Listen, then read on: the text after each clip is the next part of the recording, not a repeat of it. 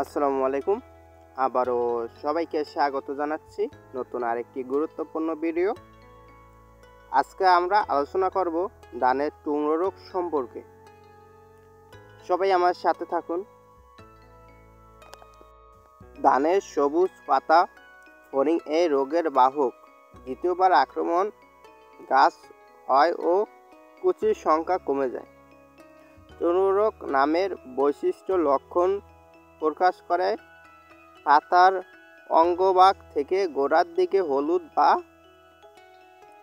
কমলা বর্ণ ধারণ করে থাকে।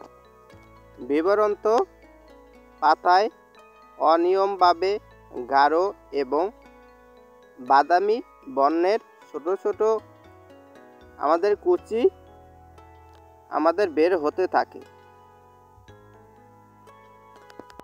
এই ভাইরাসটি কী কারণে হয়েছে? এই ভাইরাসটির নেপিয়াং ভাইরাস সেমিক নাম এক ধরনের পাতা ফড়িং দ্বারা এই ভাইরাস ছড়ায়। যে সকল উচ্চ ফলনশীল ধান বছরে 2 বার চাষ করা হয় সেগুলোতে টুংরো রোগ দেখা দেয়।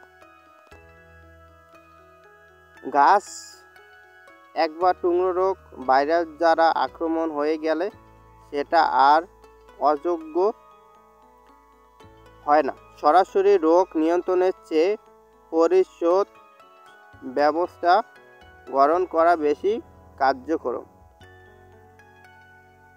এবং ধানের টুংরো রোগ আক্রমণের প্রধান কারণ উচ্চ জমির চেয়ে আমাদের যে জমিতে পানি নির্ভয় এবং অধিক পানি থাকে সেই জমিতে আক্রমণ কম হয়ে থাকে। যে জমিতে পানি কম থাকে সেই রোগে ধানের টুংরো রোগ আক্রমণ বেশি করে থাকে। প্রতিরোধমূলক ব্যবস্থা।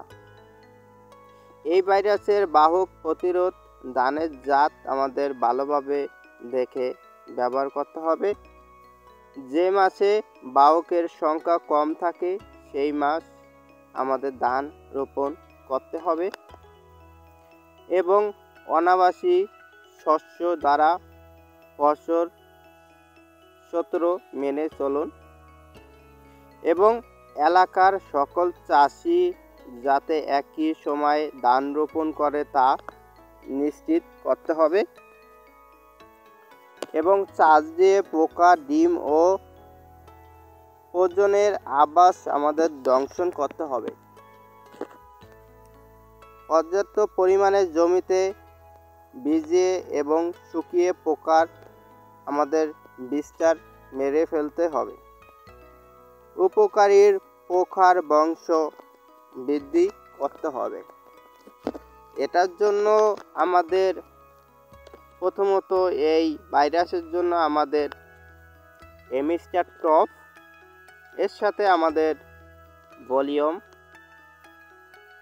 সফিকরণ এই ঔষধগুলো আমরা যদি ব্যবহার করি 7 দিন পরে পরে তাহলে অবশ্যই আমাদের টুংরো রোগটা আস্তে আস্তে সেরে যাবে। এবং যেই গাছটা বেশি টুংরো রোগে আক্রমণ করে ওর ধান গাছটা আমাদের উঠিয়ে ফেলতে হবে এবং ওই ধান গাছটা আমাদের পুড়ে ফেলতে হবে। যেই সময় আমাদের টুংরো রোগ দেখা দেয় ওই সময় আমাদের ব্যবস্থা নিলে আমাদের টুংরো রোগটা আস্তে আস্তে সেরে যাবে। প্রথমত এমিস্টার টপ ব্যবহার করতে হবে, তার 5 দিন পরে আবার সফিকরণ ব্যবহার করতে হবে, তারপরে আবার ভলিউম ব্যবহার করতে হবে। 5 দিন পর পর যদি আপনারা ব্যবহার করে থাকেন অবশ্যই আপনারা কাজ করে থাকবে। আজকে আমি এখানেই বিদায় নিচ্ছি। সকলে ভালো থাকবেন। আল্লাহ হাফেজ। আসসালামু আলাইকুম।